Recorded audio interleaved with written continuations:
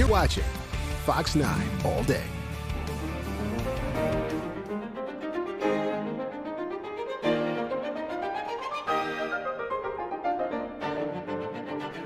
This is a collection of portraiture done by Elmyr, and it's really a peek inside his secret world. At a small, unassuming museum in St. Peter, you'll find some of the best-kept secrets of the art world. And so in this museum, we're seeing the real Elmyr. Exactly. There's no pretense here. The exhibition offers a rare look at original pieces by Elmyr de Hory, a man who made a name for himself in the 50s and 60s as a con artist, knocking off the likes of Picasso and Renoir. He wanted to shed the odium of being only known as an art forger, that he wanted to do work in his own style. Mark Forgy is the beneficiary of all of Elmyr's work, authentic and forged. He curated this ode to the real Elmyr because he's one of the few people who can. You really have two competing narratives here, and I want to shed some light on the person that I knew most intimately. When Mark was 18, he graduated from Hopkins High School and he left for Europe. He landed in Ibiza, Spain, and immediately met Elmyr. I tried to make myself useful to Elmyr, and Elmyr quickly said, I'm looking for somebody to be an assistant to help around the house. A few weeks later, Mark found out who he was working for. And I thought to myself, oh my God, I'm living with an art forger. I said, how cool is that? That art forger took the young, impressionable kid from Minnesota under his wing. He just tried to be my guide and mentor, teach me about art and so many things. Among them, how to hobnob with high society. Years had passed since Elmyr's scams had been exposed, so now he was being celebrated as a bad boy media darling. Brigitte Bardot, Ursula Andress, but Orson Welles was certainly one of the foremost giants that I met through Elmyr. And then in 1976, after an 8-year adventure and friendship, 70-year-old Elmyr de Hory died by suicide and left everything to Mark.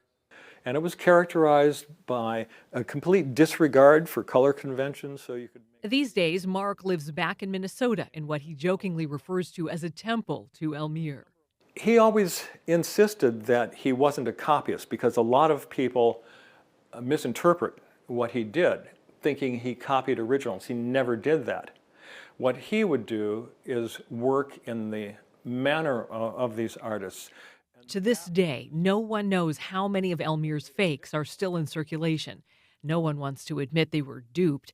And incredibly, Elmyr was never charged with a crime.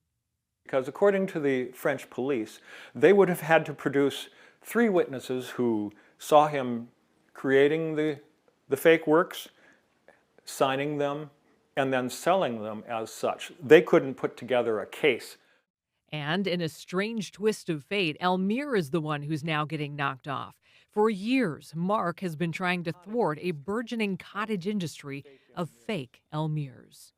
It's ironic, but as I say, it's low-hanging fruit, because people think, well, if I fake a fake, is it really a crime? Mark is now 70 years old, the same age as Elmyr when he died. It's given him pause and a renewed determination to straighten out his friend's crooked legacy once and for all. Amy Hockert, Fox 9. Welcome back. That story first ran in 2020, and 5 years later, we reached back out to Mark after a painting sold at a Minnetonka garage sale, you might have remembered this, that was rumored or maybe hoped to be painted by Vincent Van Gogh himself. A New York art research group released a massive report saying that it had enough evidence that it was a Van Gogh, but there was skepticism from the Vincent Van Gogh Museum in Amsterdam. Well, now yesterday, the Star Tribune reported that that museum ruled that the painting was not a Van Gogh. So we wanted to revisit our conversation Amy Hockert had with Mark earlier this year. Take a listen. Well, joining me now is Mark Forgy. 5 years later, Mark and I met just as COVID was starting and got that story going, and then the world shut down. So it's really good to see you here, 5 years later, Mark. Well, thank you for having me. You're so welcome. So you are a former lecturer on art forgery, and as we just saw in that piece, you really have real world lived experience in this space. I wanted to ask you about this garage sale Van Gogh that everybody's talking about. Obviously, we don't know if it's a real Van Gogh or not, but that's what we call it. I immediately thought of you when I saw this. What did you think when you first saw this garage sale painting? Well, I'm not an expert on Van Gogh, but I thought the fact that it turned up in Minnesota was not entirely surprising because art travels the globe over. Anybody who watches Antiques Roadshow is very familiar with that. But what struck me about this recent find is that it is anomalous because it has no history attached to it. And when we talk about authenticating a work of art, we depend largely on provenance, which is really a history of the piece that connects the artist to the current owner.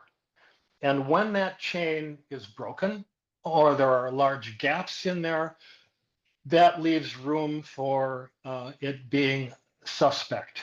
Okay, because you said Van Gogh, there was a very short amount of time that he was producing this work, right?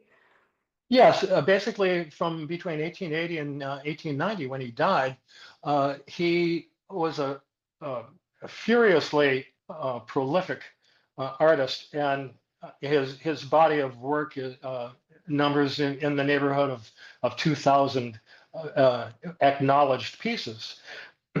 I don't know how many subsequent to that tally have turned up by surprise. Well, But I'm sorry, go ahead. No, you go ahead. but this piece, as I say, has no history. It isn't connected to Van Gogh through ownership or history or exhibition or anything like that. So Hmm. it really calls into question the legitimacy of the piece. Yeah, and you had mentioned when I shared this link with you, your wife looked it up, and it sounds like the Van Gogh Museum made a sort of a declaration on this. Could you explain what they decided? Well, I understand that the owner had approached the Van Gogh Museum in Amsterdam and submitted it for. He wanted an opinion on its prospective authenticity, and they declined to say it was a product of Van Gogh. And that is one of the problems that people face when they approach an institution. They have a piece of art that is purported to be by Monet or Van Gogh or Modigliani or whomever, and when the knowledge bank is so limited to a monolithic institution, and they give the imperial thumbs up or thumbs down, then that final decision there's no way of appealing that. I think it would be wiser to have a consortium of scholars and experts, forensic scientists, and so forth, to reach those kind of conclusions. Interesting, because so the buyer picked it up for $50 at this garage sale, and then data science art research firm LMI Group bought it from them for $30,000, and now they're the ones who are trying to get it authenticated. And what I hear you saying is maybe there might be a little bit of self-interest there. Would you say in trying to get it authenticated? I'm sure this endeavor is not motivated by scholarship. It's motivated by prospective market value of the piece. If it is authenticated, of course, it was supposed to be, they said, in the $15 million Yeah. range. That might be grossly underestimated. Underestimated? Underestimated, yes. I think it could fetch a whole lot more than that. But what they've done is basically bought a very, very expensive lottery ticket. And so, even if they compile an elaborate 450-page, document with, perhaps compelling scientific evidence that suggests the painting is authentic, unless an institution like the Van Gogh Museum says it's worth. I mean, it is a legitimate piece. It could mean the difference in tens of millions of dollars in the marketplace. Wow. Okay, I want to get back to that, but I'm very curious, and I think a lot of people want to know. You mentioned forensics. Can you give us some examples of the kinds of things that they would be doing right now to try to authenticate it forensically? Well, there are various processes to do that. I don't have a scientific knowledge of that, but there's X-rays and testing the materials involved. For I mean, like the example, paints, like could a paint have existed back then? That kind yes, of thing? exactly. They want to Okay. find out. People want to find out if the pigments are contemporaneous with that period in time. The Okay. canvas, for example, that it's on as well. So there are a number of ways to analyze those things. And speaking of forensics, there is apparently a red hair in this garage sale painting. So I think people immediately go, well, can they do a DNA test? And then wouldn't that just settle it? Well, yes, it could. If anyone had stolen away a lock of Van Gogh's hair, then they could be compared. And if indeed the DNA there was a DNA match, then there would be no doubt about its authenticity, and that would certainly even add to the attractiveness of the backstory. Yeah. But for example, a friend of mine was involved in an investigation in what was purported to be the last painting created by Jackson Pollock. It had ended up in the collection of his lover at the time for many, many years. And then, only in the recent past, they wanted to ascertain the legitimacy of the piece. They did a forensic study. They did a forensic study and found a hair embedded in the pigments of the painting, and it Okay. turned out to be a polar bear hair. What? Yes, because apparently Jackson Pollock had a polar bear rug in his studio. But here again, that in the court of law would only be considered circumstantial evidence. It does not indicate authorship. That's incredible. And how funny that it's a hair and a hair that we're talking about here. So, Exactly. you know, I mean, this is maybe catching you off guard here, but I think people want to know, like, what are the chances that this could be it? This could be the real deal. Well, as I say, again, it sounds like the volume of research this organization has done, to make a credible argument on the painting's behalf. The final say so again will come with the verdict of the Van Gogh Museum. And they've already declined to say, or they said it was, inconclusive, I believe. Yes, exactly. Okay. Exactly. Okay. So if they can't get it authenticated by, say, an entity like the Van Gogh Museum, we still have this painting. Any thoughts on what that might be worth as is? No, I mean the market has yet to chime in on what that might be. But if you recall, the last very important work that came to the marketplace was the most newly ordained piece by Leonardo, Salvator Mundi, and that fetched over $450 million. But that you have to consider that Leonardo's oeuvre was very slight compared to Van Gogh. So the pricing might be different. But there are a lot of billionaires floating around out there these days that would certainly not have a problem jacking up the price. Right. We came into this right before the interview showing the story you and I did 5 years ago when you sort of worked with and lived with Elmyr de Hory in Ibiza. And he, from the story, people just in case they're tuning in a little bit later, passed away when he was 70. And he was sort of an infamous art forger, I guess, known in many circles. Yes. Became the bad boy celebrity of art forgery. But he ended up leaving.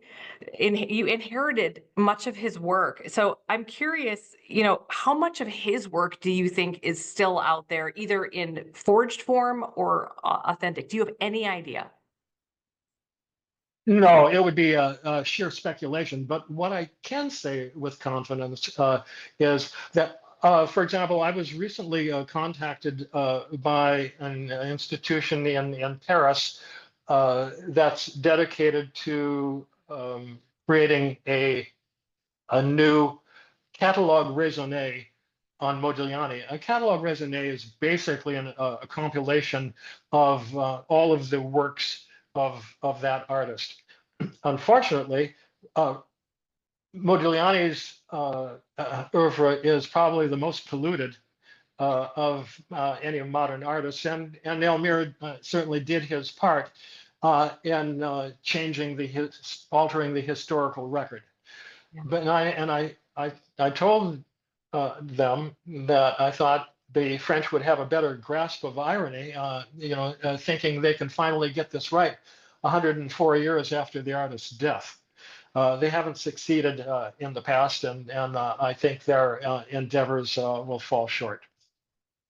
The last thing I want to ask you about is just kind of some advice for people as they are, maybe they're art hunters, finding the treasure at the garage sale, or maybe they're weekend art lovers and they're just popping in and out of some galleries that have art that's being resold. Are there things that people can look for, not to find, a Van Gogh, obviously, but maybe, but more sort of practically to see that this is authentic and of high quality? I think I can answer that succinctly. I think some of the most prudent words of wisdom Elmyr shared with me. He said, "Mark, never buy an art object for the price or the signature attached to it." Interesting. He says, when you buy something you love, you'll never feel cheated. And I think that would be a good rule of thumb for people when they're looking to put something on their walls. Buy it because you love it, and not because of the signature or the price attached to it.